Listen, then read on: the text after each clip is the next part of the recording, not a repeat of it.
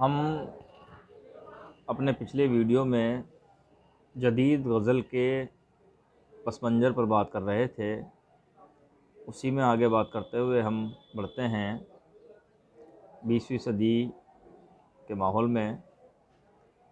20ویں صدی میں انقلابات کے زیر اثر پیدا ہونے والی آزاد خیالی اور صاف گوئی کا اثر اپنی مکمل صورت میں جن جدید غزل گو شاعروں کے کلام میں نظر آتا ہے، ان میں حضرت موہانی، اصغر گونڈوی، فانی بدایونی، اثر لکھنوی، جگر مراد آبادی اور فراق گورکھپوری وغیرہ کو اہم مقام حاصل ہے۔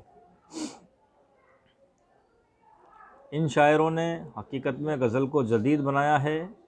ان کے کلام میں وسعت، ہماغیری، تعمق، تنوع اور نگار اور رنگا رنگی موجود ہے۔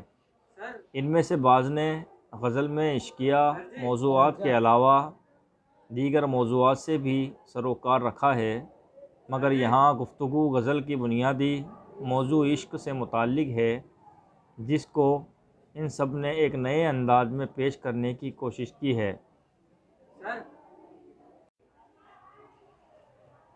دیگر موضوعات سے بھی سروکار رکھا ہے، مگر یہاں گفتگو غزل کے بنیادی موضوع عشق سے متعلق ہے، جس کو ان سب نے ایک نئے انداز میں پیش کرنے کی کوشش کی ہے۔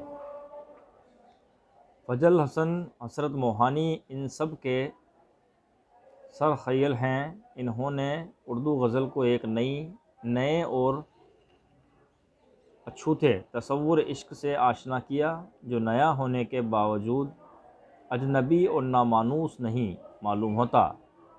یہ موجودہ عہد کے انسان کا عشق ہے، جس کی تمام تر نوعیت بشری صفات کے حامل ہیں۔ حسرت موہانی نے انسانی حسن کو نہایت قریب سے دیکھا اور ان سے لطف اندوز بھی ہوئے، مگر اس لطف اندوزی میں تعیش اور حوصلہ کا وہ انداز نہیں جو داغ دہلوی اور ریاض خیرآبادی کے یہاں کبھی کبھی جھلکتا ہے۔ حسرت موہانی نے عورت اور اس کے حسن کی اہمیت کو بخوبی محسوس کیا ہے، اور یہی عورت ان کا معشوق ہے، جس کے دم سے ان کی زندگی میں رنگینی و رعنائی ہے۔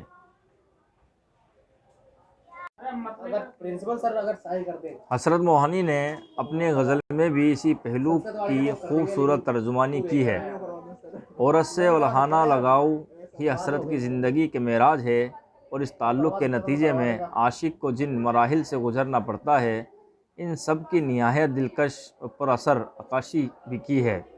انہوں نے اپنے معشوق کی گلابی رنگت، اس کی نیم خوابی، اس کے قہر و عتاب اور شوخی و تراری کا نہایت تفصیلی بیان کیا ہے۔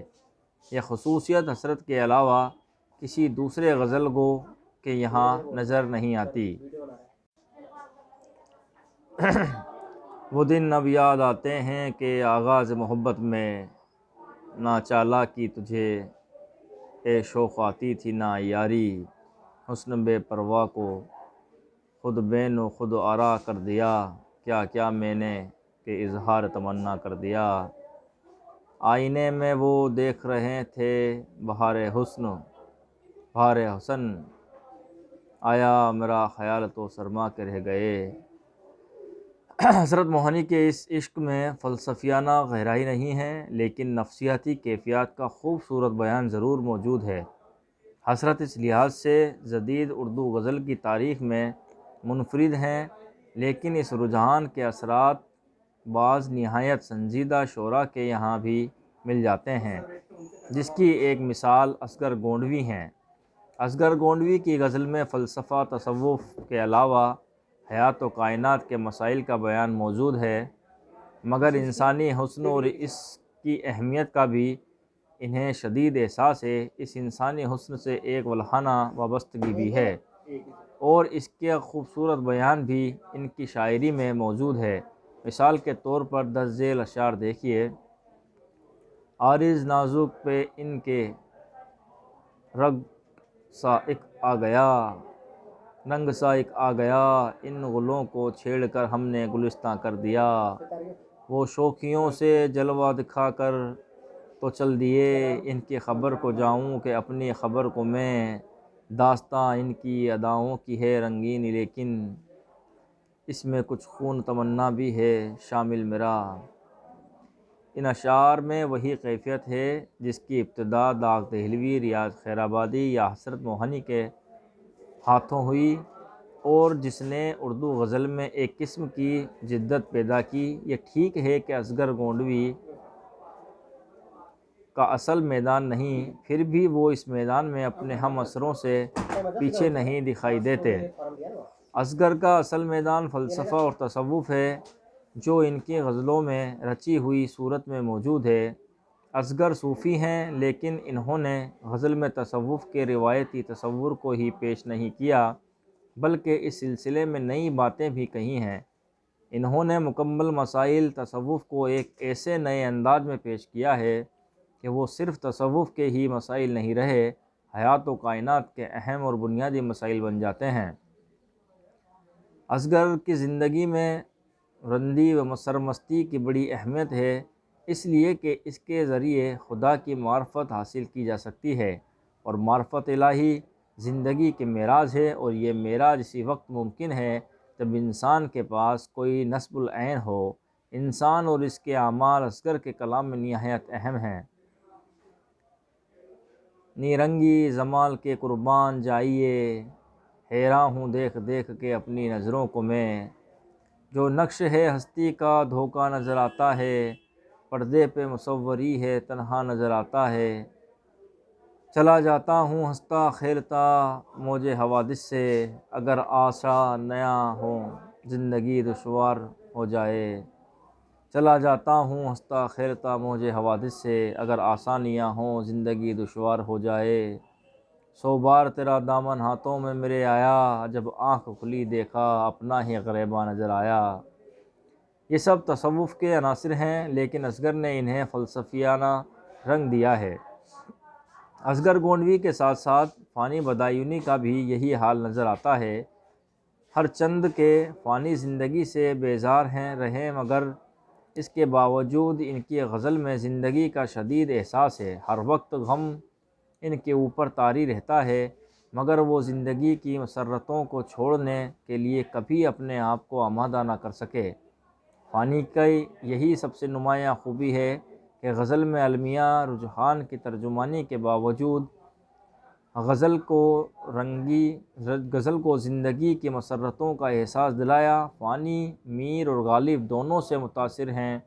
ان کی غزلوں میں میر کے جذبات پرستی اور غالب کی تفکر کا حسین امتزاج دکھائی دیتا ہے۔ ان کی امتیازی خوبی یہ ہے کہ ان کی یہاں تصوف کے رجحان نے فلسفیانہ انداز اختیار کر لیا ہے۔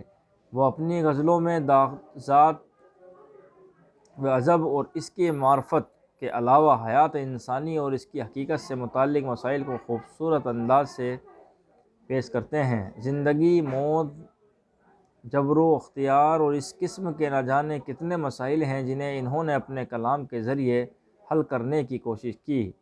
نمونے کے طور پر چند اشعار: فانی تیرے عمل ہمہ تن جبر ہی سہی، سانچے میں اختیار کے ڈھالے ہوئے تو ہیں۔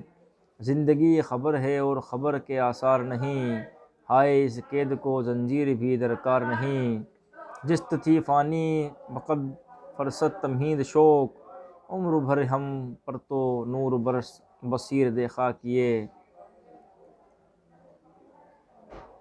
ظاہر ہے ان اشعار کی نوعیت فلسفیانہ ہے، ان میں گہرائی و گہرائی ہے، مگر یہ غزل کا انداز لیے ہوئے ہیں۔